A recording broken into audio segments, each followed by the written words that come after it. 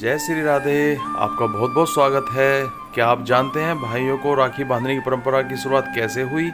वैसे तो बहुत सारी पौराणिक कथाएं हैं। कुछ पौराणिक कथाएं हैं जिसमें हिंदू धर्म में भाई बहन के प्रेम का पावन पर्व रक्षाबंधन का बहुत बड़ा महत्व है। देश भर में राखी का यह त्यौहार बड़े हर्षोल्लास के साथ मनाया जाता है, लेकिन रक्षाबंधन से जुड़ी कई दिलचस्प पौराणिक कथाएं प्रचलित हैं जो इस त्यौहार के महत्व को बताती हैं।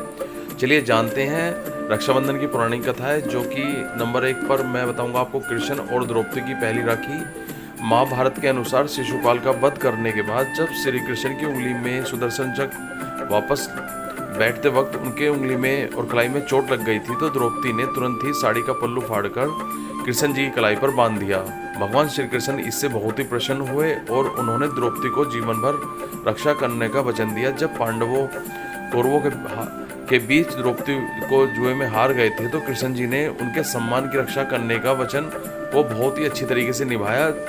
तब से ही रक्षाबंधन के दिन भाई की कलाई पर राखी बांधने की परंपरा की शुरुआत हुई, ऐसा महाभारत के अनुसार कहा जाता है। और इसमें दूसरी कहानी जो है, पत्नी ने बांधा पति को रक्षा सूत्र, जिसमें पौराणिक कथाओं के अनुसार देवताओं और असुरों में भीषण युद्ध चल रहा था और राक्षसों से देवी देवताओं की सेना को पराजय का सामना करना पड़ रहा था। यह देख इंद्रदेव की पत्नी सची को अपने पति और देवताओं की चिंता होने लगी। उन्होंने कठोर तप किया और रक्षा सूत्र बनाया, जिसमें धार्मिक मान्यता की सची ने यह रक्षा सूत्र अपने पति इंद्र की कलाई पर बांधा, जिससे के बाद राक्षसों को पराजय करने की शक्ति प्राप्त हुई।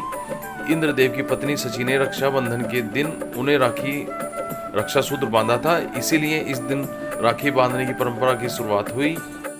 और रक्षाबंधन मनाने की तीसरी कथा यह प्रचलित है कि राजा बलि भगवान विष्णु के परम भक्त थे। वह दान पुण्य में विश्वास रखते थे। विष्णु जी ने अपने भक्त की परीक्षा लेने के लिए ब्राह्मण के रूप में उनके पास पहुंचे। राजा बलि यह कर रहे थे। विष्णु जी ने राजा बलि से 3 पग भूमि दान में मांगी। राजा बलि ने ब्राह्मण की मांग को स्वीकार किया। ब्राह्मण ने पहले पग में भूमि और दूसरे पग में आकाश नाप दिया। राजा बलि समझ गए कि भगवान विष्णु हैं और उन्होंने तुरंत ब्राह्मण के तीसरे पग के सामने सर रख दिया। विष्णु जी बहुत ही प्रसन्न हुए। फिर राजा ने भगवान से पाताल लोक में उनके साथ रहने का वरदान मांगा। विष्णु जी ने वरदान दे दिया और उनके साथ रहने लगे। दूसरी ओर माता लक्ष्मी भगवान विष्णु के वापस लौटने का काफी समय से इंतजार कर रही थी। माँ लक्ष्मी एक गरीब महिला के रूप में राजा बलि के पास पहुंची और उन्हें राखी बांधी। राखी के बदले राजा ने कुछ भी मांग लेने को कहा। माँ लक्ष्मी तुरंत प्रकट हुई और विष्णु भगवान जी को मुक्त करने का वचन लिया। राखी का मान रखते हुए राजा बलि ने विष्णु जी को वापस स्वर्ग लोक भेज दिया। यदि आपको मेरी सुनाई गई द्वारा कथा बहुत ही अच्छी लगी हो तो मेरे चैनल को सब्सक्राइब कर दीजिए। आगे भी मैं आपको ऐसी कहानी लेकर आता रहूँगा।